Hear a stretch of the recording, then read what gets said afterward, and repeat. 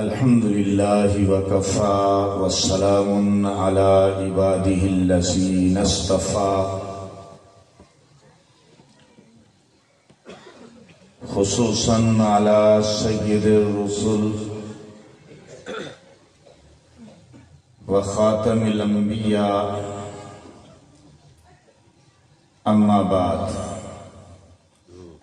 فأعوذ بالله من الشيطان الرجيم بسم الله الرحمن الرحيم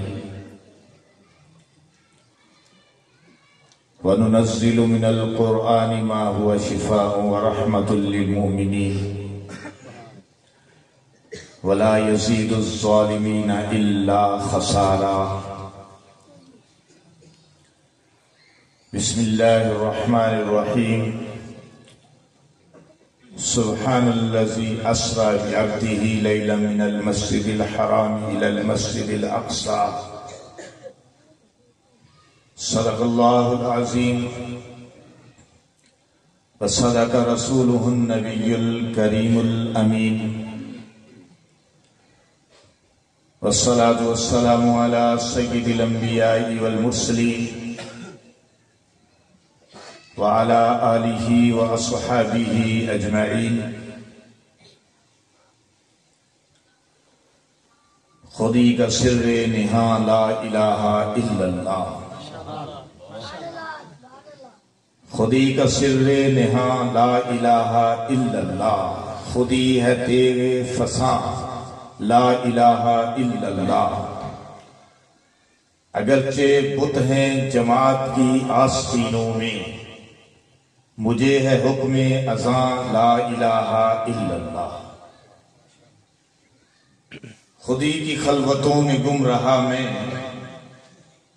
خدا کے سامنے گویا نہ تھا میں نہ دیکھا آنکھ اٹھا کے جلوے دوست نہ دیکھا آنکھ اٹھا کے جلوے دوست قیامت میں تماشا بن گیا میں حضور آئے تو سر آفرینش پا گئی دنیا اندھیروں سے نکل کر روشنی میں آ گئی دنیا بجھے چہروں کا زنگ اترا ستے چہروں پہ نور آیا حضور آئے تو انسانوں کو جینے کا شعور آیا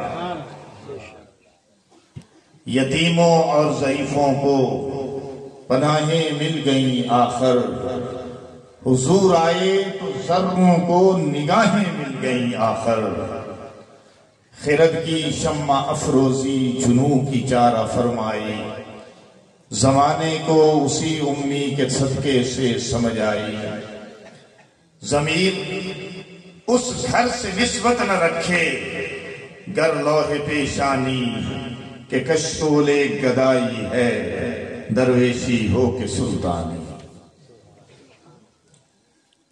عزیزان گرامی قدر سٹیج پر موجود علماء کرام معزز حاضرین آج کی اس پرذوق پر رونق محفل سے مخاطب ہونے کا موقع ملا ہے میں مختصر وقت میں مختصر معروضات پیش کروں گا آگے بڑھوں گا مولانا سمیع اللہ فاروقی نوجوان قیادت کہ ان کی شعلہ بیانی شعلہ نوائی کو خراج عقیدت پیش کرتے ہوئے یہ میرے دل کی بات ہے کیونکہ دل سے جو بات نکلتی ہے وہ اثر رکھتی ہے پر نہیں طاقت پرواز مگر رکھتی ہے تو مولانا سمیع اللہ فاروقی کا جو آج میں نے انداز دیکھا یقین مانیے پہلے کبھی نہیں دیکھا اور اتنے اشعار ماشاءاللہ کہ یا تو اسپیشل یاد کیے ہیں یا کہ اپنی میموری کو بروئے کار لائے ہیں پرانے ڈیلیٹ شدہ ریڈیو کر لیں. سبحان اللہ. کیا بات, ماشاء اللہ. اللہ مزید فزد. عزیزان گرامی, نبی پاک صاحب لولاک امام الانبیاء خطیب الانبیاء وراء الورا محمد مصطفیٰ احمد مجتبی صلی اللہ علیہ وسلم کے معجزات بے شمار ہیں, جن کی تعداد علماء کرام نے کم و بیش 2000 سے زیادہ بتائی. کہو سبحان اللہ. میری باری انہیں ٹھلے نہیں پہنا, پہلے خطیبہ نے تو انہوں کافی گرم کر چھڑے, لیکن روڑا ہے نا بھی اندروں گرم ہوئی جاندے جے دوتوں ٹھنڈے ہوئی جاندے جے. مولانا زیول قاسمی حیدرآباد خطاب کرن چلے گئے, مسجد وا کرونی سی دوجی پارٹی کو, تو وہ بندے جناب بس ستے سبحان اللہ ٹس تو ماسی نہ ہون. وہ کہنے لگیا سمندر دی ہوا چل رہی ہے, مینوں پتا ہے کہ تسی ٹس تو ماس نہیں ہونا, پر میرا تا کام ہے نا کہ تانوں جگاؤنا. میری ویسے عادت بھی نہیں بھی زیادہ تانوں مطالبہ کیتی رکھا میں, لیکن کوئی بات اگر اچھی لگے تو سبحان اللہ ضرور کہنا.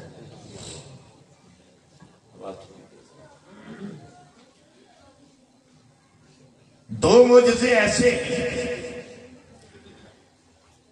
جو میرے نبی کی نبوت کا ایسا لازوال اور بے مثال ثبوت ہے کہ قیامت تو آ سکتی ہے, لیکن میرے نبی کے ان معجزات کی حقانیت اور صداقت اس طرح قائم ہے کہ دنیا محو ہو جائے گی, زمین و آسمان اپنی جگہ چھوڑ جائیں گے, ستارے جھڑ جائیں گے, چاند سورج بے نور ہو جائیں گے, سمندر ابل پڑیں گے, قبریں کھود دی جائیں گی, نظام کائنات درم برم کر دیا جائے گا, لیکن میرے نبی کا معجزہ قرآن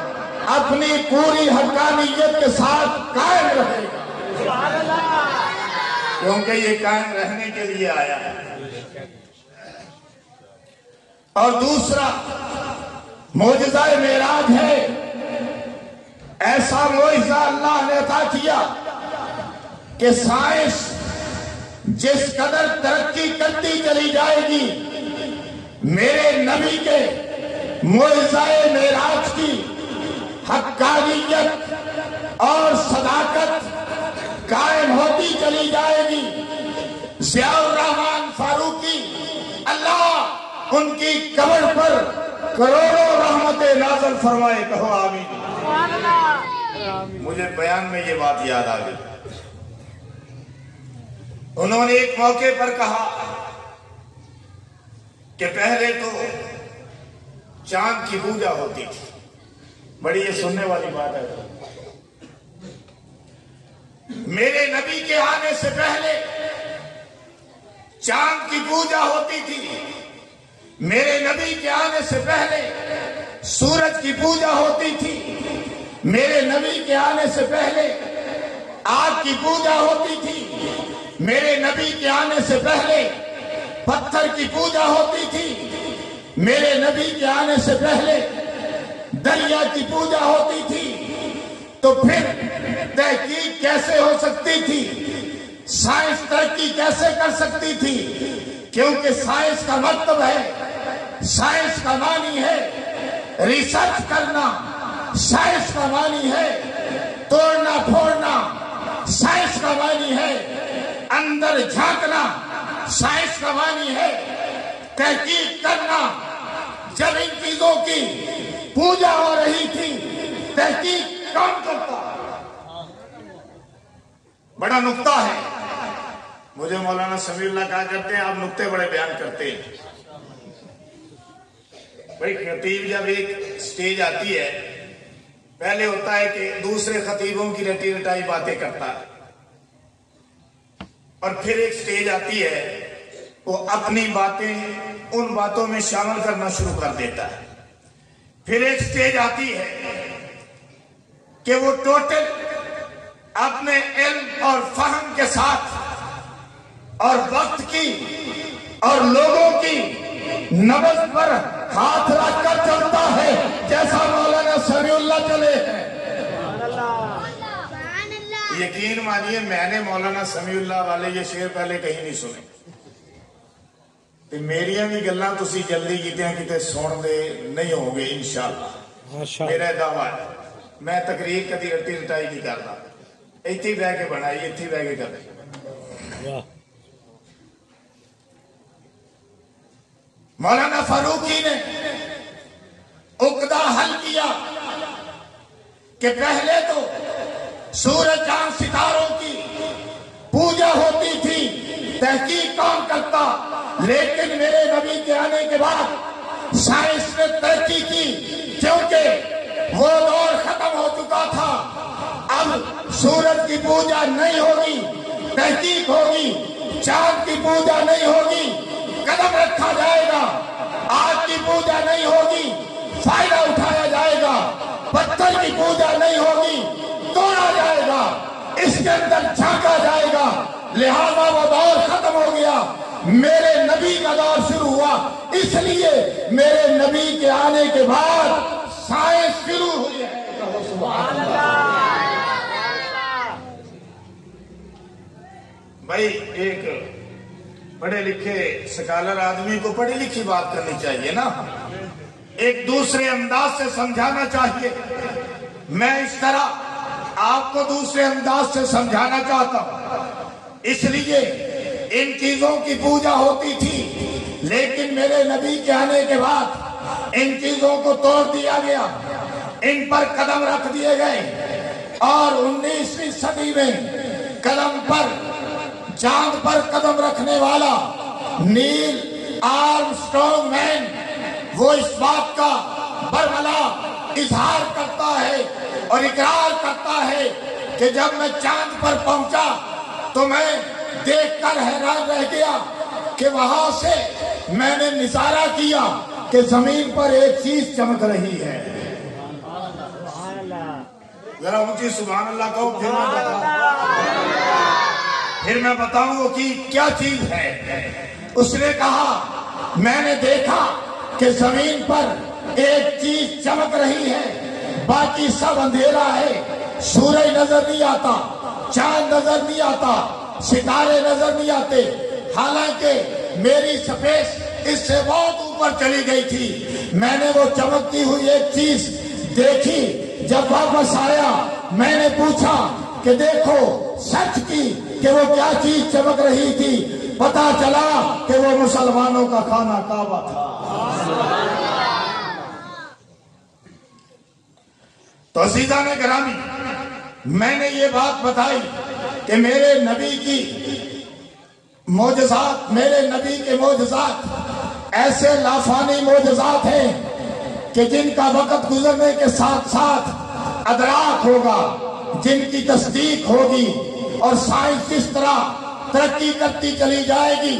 میرے نبی کے معجزات کی حقانیت ثابت ہوتی چلی جائے گی. اب آگے بڑھیے. میرے نبی علیہ السلام براق پر سوار ہوتے ہیں برقی سواری ہے.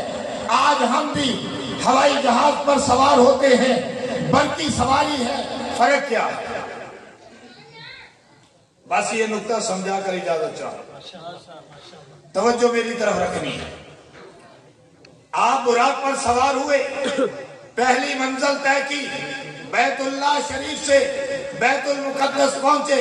معراج کا دوسرا مرحلہ بیت المقدس سے سدرۃ المنتہا تک ہے اور سدرۃ المنتہا سے آگے ثم دنا فتدلی فکان قاب قوسین او ادنی یعنی مقام سے لامکان کی سرحدوں میں داخل ہوئے. یہ معراج کا تیسرا مرحلہ تھا۔ پہلے مرحلے میں آپ براق پر سوار ہوئے ہیں، بجلی کی سواری ہے، لیکن فرق دیکھیے آج ہم بھی ہوائی جہاز پر سوار ہو کر چشمے زدن میں ایک ملک سے دوسرے ملک کا سفر کرتے ہیں۔ فرق کیا ہے؟ میرے نبی نے براق کے اندر بیٹھ کر سفر نہیں کیا، ہم جہاز کے اندر بیٹھ کر سفر کرتے ہیں۔ میرے نبی نے اوپن ایئر میں سفر کیا، کھلی فضا میں سفر کیا۔ کائنات جتنی مرضی ترقی کر جائے، سائنس جتنی مرضی ترقی کر جائے، آج بھی خدا کی قسم وہ اوپن ایئر سفر نہیں کر سکتے۔ میرا دعویٰ ہے، میرا یہ چیلنج ہے کہ امریکہ کے سائنسدان مل جائیں، انگلینڈ کے سائنسدان مل جائیں، جرمنی کے سائنسدان مل جائیں، اپنے باپ اسرائیل کے سائنسدانوں کو امریکہ ملا لے، کسی جہاز کے اوپر بیٹھ کر کوئی سفر کر کے دکھائے۔ یہ میرا چیلنج ہے، لیکن میرے نبی نے براق کے اوپر بیٹھ کر سفر کیا، یعنی جہاز کے اوپر بیٹھ کر سفر کیا، کیونکہ اگر کوئی جہاز کے اوپر سفر کرے گا یا اس کے پہیوں کے ساتھ اسے باندھ دیا جائے تو سفر کرے گا، اس کے پھیپھڑے جواب دے جائیں گے، اس کے منہ سے خون جاری ہو جائے گا، اس کے کانوں سے خون نکلنے لگے گا، اس کا جسم پھٹ جائے گا۔ لیکن میرے نبی کا کمال ہے نا کہ اللہ نے براق پر بٹھا کر سفر کرایا ہے، چشمے زدن میں آپ کو بیت اللہ شریف سے بیت المقدس پہنچایا ہے، کمال ہے نا۔ لیکن عجیب مسئلہ یہ ہے کہ جس طرف میں آپ کی توجہ اور دلانا چاہتا ہوں، نماز کی اہمیت بتانا چاہتا ہوں، سفر کے مراحل ہیں۔ جب آپ نے براق پر سفر کیا ہے، جبریل ساتھ ہیں، پہلا مرحلہ آتا ہے مدینے کی سرزمین۔ جبریل نے کہا یا رسول اللہ اتریے نماز پڑھیے۔ حضور اترے، نماز پڑھی۔ یا رسول اللہ یہ کون سا مقام ہے؟ حضور نے فرمایا جبریل تو بتا دے۔ فرمایا یہ مدینے کی سرزمین ہے، آپ ہجرت کر کے یہاں تشریف لائیں گے۔ پھر سفر شروع ہوا، اتریے نماز پڑھیے۔ حضور اترے، نماز پڑھی۔ جبریل نے پوچھا یہ کون سا مقام ہے؟ حضور نے فرمایا تو بتا دے۔ جبریل نے کہا یا رسول اللہ یہ بیت اللحم ہے جو حضرت عیسیٰ علیہ السلام کا جائے ولادت ہے۔ پھر سفر شروع ہوا، حضور نے دیکھا کہ موسیٰ علیہ السلام اپنی قبر میں کھڑے ہو کے نماز پڑھ رہے ہیں۔ اللہ نے کیا نظارے دکھائے، اور اہل عشق نے تو یہاں تک کہا کہ موسیٰ علیہ السلام اپنی قبر میں کھڑے ہو کے نماز نہیں پڑھ رہے تھے، حضور اوپر سے گزر رہے تھے، حضرت موسیٰ سلام پڑھ رہے تھے۔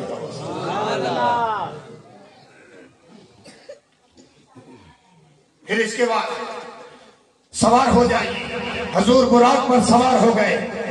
ایک مرحلہ آیا، یا رسول اللہ اتریے۔ حضور اترے، نماز پڑھیے۔ حضور نے نماز پڑھی۔ جبریل نے پوچھا یہ کون سا مقام ہے؟ حضور نے فرمایا جبریل تو بتا دے۔ جبریل نے کہا یہ طور سینا ہے، یہ وہ مقام ہے جہاں کھڑے ہو کر حضرت موسیٰ علیہ السلام اپنے رب سے ہم کلام ہوا کرتے تھے۔ فرمایا ٹھیک ہے آگے چلیے۔ آگے آئے، بیت المقدس آئے۔ بیت المقدس میں 1,24,000 انبیاء کرام جمع تھے حضور کے استقبال کے لیے۔ حضور علیہ السلام کے لیے اذان دی گئی، سارے نبیوں نے کلمہ پڑھا۔ جماعت کرانے کا مرحلہ آیا، حضور فرماتے ہیں میں خود سوچ میں پڑ گیا کہ 1,24,000 انبیاء جماعت کون کرائے گا؟ سبحان اللہ۔ جماعت کس نے کرانی ہے؟ آدم نے کرانی ہے کہ نوح نے کرانی ہے، ابراہیم نے کرانی ہے کہ اسماعیل نے کرانی ہے، یوشع نے کرانی ہے کہ دانیال نے کرانی ہے، موسیٰ نے کرانی ہے کہ عیسیٰ نے کرانی ہے۔ فرماتے ہیں ابھی میں سوچ رہا تھا، جبریل آگے بڑھے، ادب سے آپ کا بازو تھامے آگے کر دیا۔ فرمایا آج کے بعد آپ امام الانبیاء ہیں۔ اس مقام پہ ایک مسئلہ حل کرتا چلا جاؤں۔ ایک تو یہ بات کہ اگر کسی نے نبی کو بلانا ہے تو پروٹوکول 1,24,000 انبیاء کا لانا ہوگا. نقطہ آپ کے لیے چھوڑ کے جا رہا ہوں, سوچتے رہیے.